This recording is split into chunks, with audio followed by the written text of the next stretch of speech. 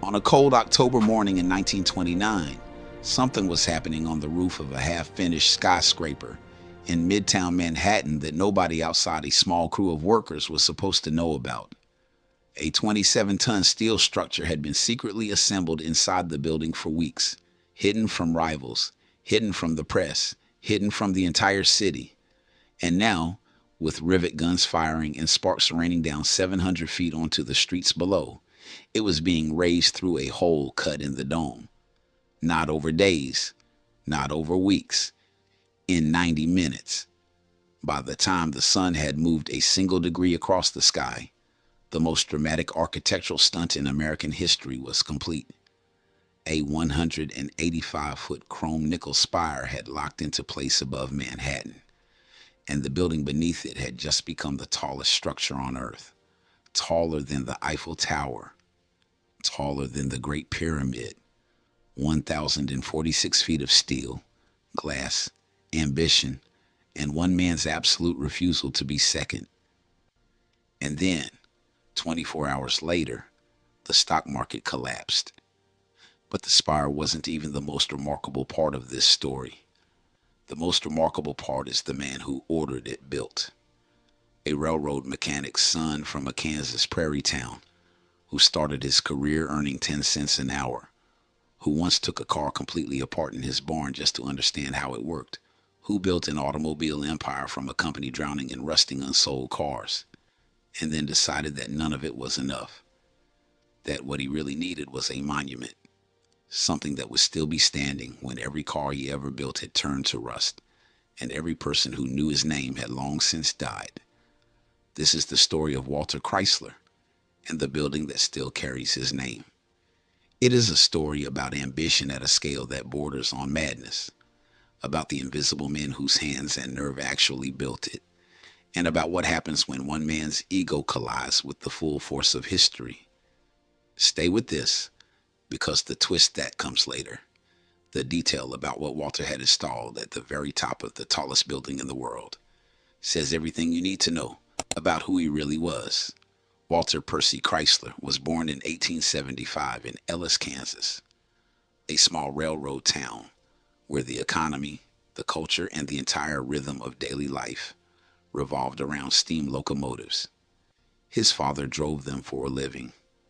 The whistle of an approaching train and the deep metallic clang of steel on steel were the first sounds young Walter associated with power and possibility.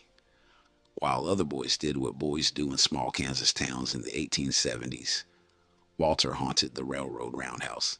He wasn't playing. He was studying. He wanted to understand, at the most fundamental level, how a machine that weighed 100 tons could be made to move. At 15, he dropped out of school. Not because he was failing, because school felt like a delay. At 17, he lied his way into an apprenticeship at the Union Pacific machine shops for 10 cents an hour. The work was physically brutal in ways that are hard to fully communicate today. Summers where the shop floor temperature climbed past 120 degrees. Winters where the grease in your tools thickened to paste. 16-hour shifts, constant danger. Machines that didn't care whether you were paying attention. But here's what nobody expected. Walter didn't just survive it. He became extraordinary at it. He had a gift that cannot be trained into a person. The ability to hold a complex mechanical system in his mind in 3 dimensions, rotate it mentally, find the flaw, and solve the problem before anyone else had even finished describing it. Supervisors started calling him in when nobody else could fix a locomotive. He became, in the language of that industry, the man you got when the job was impossible. He spent years drifting across the American West, Colorado, Wyoming, Texas, picking up work, mastering every type of engine and machine tool he encountered. By his early 30s, he was the works manager at the American Locomotive Company in Pittsburgh, earning $8,000 a year. That's the equivalent of roughly $250,000 today.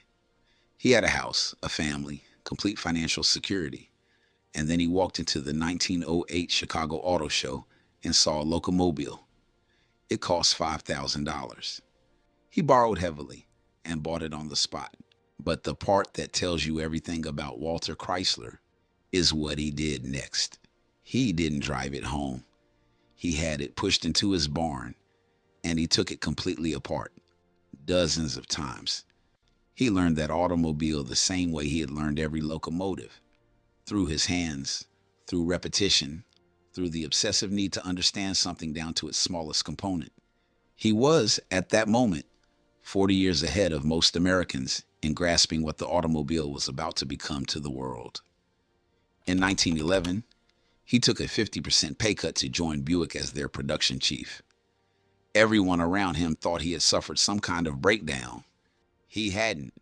Within 5 years, he had turned Buick into the most profitable division of General Motors, not through flashy advertising or radical new designs, but through the kind of ruthless, almost fanatical production efficiency that he had learned in railroad machine shops 20 years earlier. Every wasted motion eliminated, every cost examined, every process held to a standard most people in the industry considered unreasonable. But this put him on a collision course with Billy Durant, the founder of General Motors. Durant was brilliant in his own way, a deal maker, an empire builder, a man who moved fast and worried about the details later. Walter believed the details were everything. The tension between them built for years and finally exploded in 1919 when Durant's expansion strategy had stretched GM to its financial limits. Walter walked, and before he did, Durant bought out his shares for $10 million. $10 million. 1919. The boy who started at 10 cents an hour walked out of General Motors at age 44 with more money than he could spend in 10 lifetimes. He was retired for less than a year. He threw himself first into rescuing Willys Overland, which was sliding toward bankruptcy. Then someone brought him an even more desperate situation. The Maxwell Motor Company, $32 million in debt, 26,000 unsold cars sitting in open fields across America, literally rusting where they stood. No serious buyer, no realistic recovery plan, no obvious reason for hope. Walter saw something.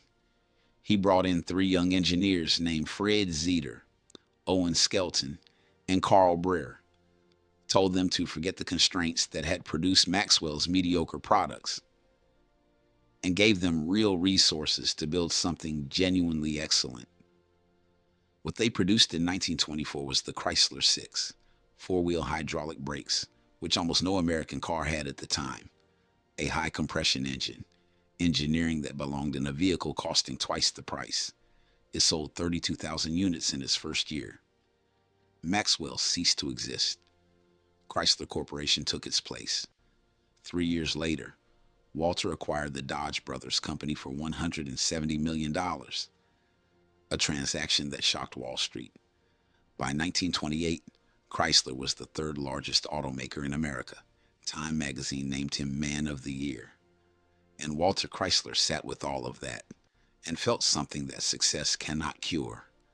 The awareness that factories age, that sales figures from this year mean nothing in 20 years, that the companies you build outlive you only in name, not in presence.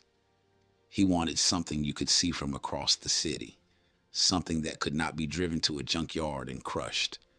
In 1928, he quietly purchased land on Lexington Avenue and hired architect William Van Allen. The initial plan was ambitious but not yet historic, a 68-story Art Deco tower. Then Walter discovered that his former rival, developer H. Craig Severance, was building the Bank of Manhattan Trust Building at 40 Wall Street in a very public race for the title of tallest building on earth. And the rivalry became personal when Walter learned that Severance happened to be Van Allen's former business partner. The 2 men had split on bad terms. What followed was one of the most dramatic corporate competitions in New York City history, and it played out in concrete and steel above the Manhattan skyline. Both teams kept secretly adding height. Floor plans were revised overnight. Rumors spread about spies placed to monitor the competition's construction progress. Severance finished first and publicly claimed victory. His building clocked in at 927 feet. He told the press the race was over. He had no idea. For months, Walter's construction crew had been secretly assembling a massive steel spire inside the dome of the Chrysler Building, completely hidden, completely unknown to Severance or anyone outside the immediate team. 185 feet of chrome nickel steel, built in sections inside the building like a ship inside a bottle. And on October 23, 1929, the order was given. Workers cut through the dome. The sections rose through the opening. 90 minutes of concentrated, dangerous, high-altitude work. And the Chrysler Building stood at 1,046 feet. The Bank of Manhattan Trust Building was already history before most people knew the race had even ended. Now look at what Van Allen actually designed. Because this building is not just tall. It is a statement of identity so specific it borders on the personal. The crown, those sweeping layered arcs of stainless steel that catch the light differently at every hour, was modeled directly on the sunburst radiator ornament of the 1929 Chrysler automobile. The gargoyles at the corners of the 61st floor are chrome radiator caps snarling out over the street hundreds of feet below. The eagle heads protruding from the 31st floor are exact replicas of the hood ornaments from the 1929 Plymouth. The exterior cladding is Narosta steel, an early form of stainless steel so new that most architects had never touched it. This building is a three-dimensional autobiography. Every decorative element points back to the machines Walter Chrysler built and loved. Van Allen gave him the formal vocabulary, but Walter gave it the soul. And at the absolute apex, the highest point any human being could access, Walter had a private observation room installed, with a private bathroom, the highest toilet in Manhattan, positioned so that Walter Chrysler could sit at the literal top of the tallest structure on earth and look down on every person, every building, every fortune, every competitor in the city below him, including Henry Ford, including Billy Durant, including every person who had ever underestimated a railroad mechanic's son from Ellis, Kansas. But here's what the glossy history of this building almost always skips past, and it deserves more than a footnote. The Chrysler Building was not raised by ambition or blueprints. It was raised by men. The high steel workforce of late 1920s New York was dominated by a remarkable community, Mohawk ironworkers from Kagnawak, a reserve near Montreal, who had been working dangerous heights since the late 1800s. Alongside them, Italian immigrants, Irish laborers, workers from across Eastern Europe and the American South. Men who walked steel beams 400 and 500 feet above the street with nothing between them and the pavement except their own balance and nerve. The riveting process alone was a feat of physical courage that is almost impossible to fully picture today. A gang of 4 men. A portable forge heating rivets to roughly 1800 degrees until they glowed white orange. A thrower launching them through the air, 20, 30, 40 feet to a catcher below holding a tin bucket. A bucker up pressing an iron dolly against one end. A riveter hammering the other end flat with a pneumatic gun in seconds before the steel could cool. All of it happening simultaneously across dozens of positions on the building, in wind and rain, and the brutal New York winter. On beams less than a foot wide, men fell, not occasionally, regularly. Their names were not recorded in the newspapers the way Van Allen's was. Their families were not mentioned in the architectural histories. The work continued the next morning. Every shining photograph of that crown, every tourist who tilts their head back and feels that involuntary intake of breath, that reaction is the direct product of human courage at a scale that most of us will never be asked to meet. The Chrysler Building belongs to Walter Chrysler. In name, it belongs to those men in reality. The building was completed in May 1930. Walter Chrysler had his monument. He kept it for 17 months. Because in April 1931, the Empire State Building was finished. It topped out at 1,454 feet, more than 400 feet taller than the Chrysler Building. The reign was over almost before it had properly begun. Walter never made a serious attempt to reclaim the record, perhaps because the Depression had killed the appetite for that kind of spectacle. Perhaps because he understood, on some level, that the race had been the point, and that he had won the race that actually mattered, the race against severance, the race against the version of himself who almost stayed comfortable in Pittsburgh. Walter Chrysler died in 1940 at 65 years old after a series of strokes. He had gone from 10 cents an hour to building the most beautiful skyscraper in New York in a single lifetime. The car company that carries his name went on to be sold, merged, and transformed many times over in the decades since. The building was sold too, eventually passing through multiple owners, its ownership now held by a combination of investors. But here is what time has done that nobody fully predicted. The Empire State Building became more famous. The World Trade Center became unforgettable for the worst possible reasons. The super talls of the current era dwarf everything that came before in raw height.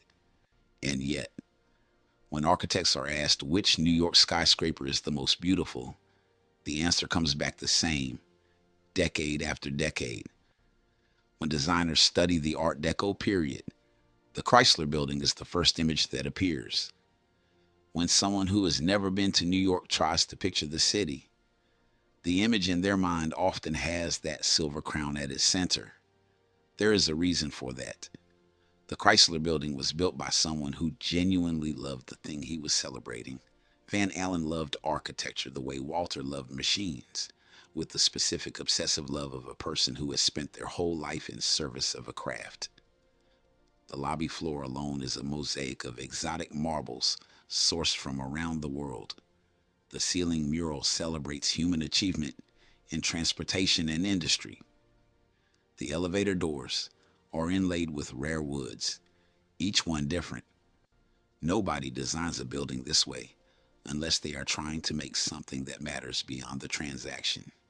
You live in a world that was shaped in part by people like Walter Chrysler, people whose obsessive need to understand how things worked and whose refusal to accept limitations placed on them by their circumstances produced things that outlasted every critic and every competitor. The Kansas boy who stared at steam engines and saw his future in their gears. The ironworker who caught burning steel in a tin bucket 400 feet above the street. The architect who figured out how to make stainless steel express joy. Every time that spire catches the afternoon light and throws it back at you, silver against whatever the sky happens to be doing that day, you are seeing the physical residue of all of those lives working in the same direction at the same moment. That doesn't happen very often. When it does, it tends to last. If this is the kind of story you want more of, the real history underneath the famous name, told the way it actually happened, subscribe. There are more of these waiting.